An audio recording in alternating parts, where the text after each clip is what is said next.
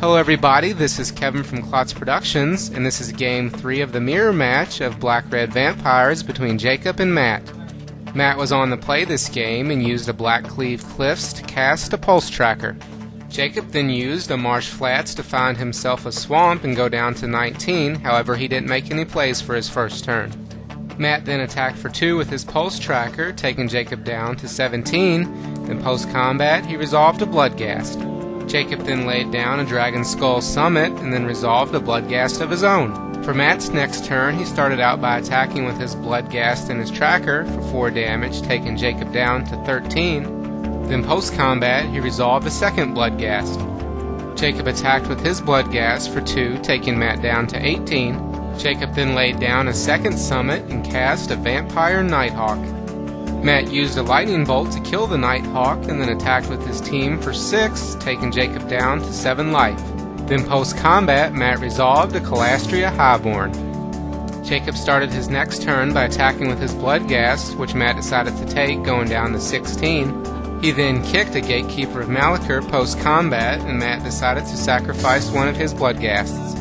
Jacob then finished off his turn by laying down a third Dragonskull Summit and using it to cast a lightning bolt to kill Matt's Highborn.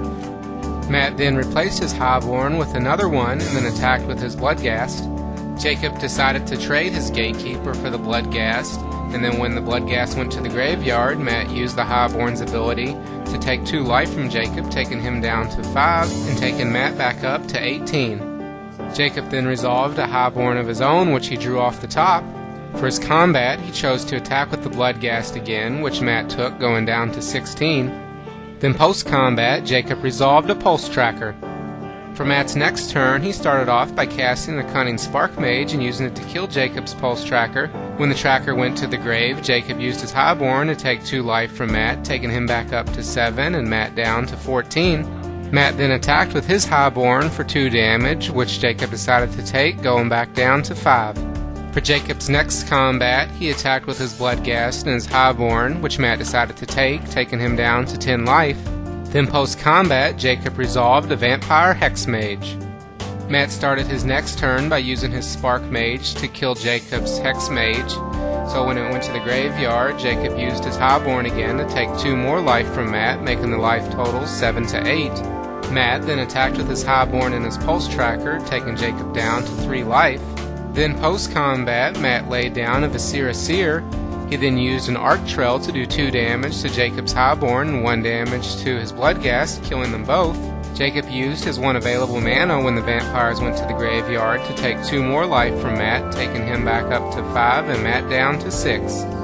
Jacob started his next turn by laying down a swamp and getting his Bloodghast back. He then attacked with his Bloodghast, which Matt decided to block with his Seer. However, before combat damage was dealt, he sacrificed the Seer to scry 1, but he left the card on the top of the library. Then post-combat, Jacob resolved a Skinrender and used it to kill Matt's Highborn. Matt then, casting kicked a Gatekeeper of Malakir, causing Jacob to sacrifice his Bloodghast. He then laid down a swamp and brought his 2 Bloodghasts back into play. He then attacked with the 2 Bloodghasts and the Pulse Tracker. Jacob blocked one of the Bloodghasts with his Skinrender and then took the other 4 damage, going down to 1 life. Then post-combat, Matt finished Jacob off with his Spark Mage, giving him the game and the match.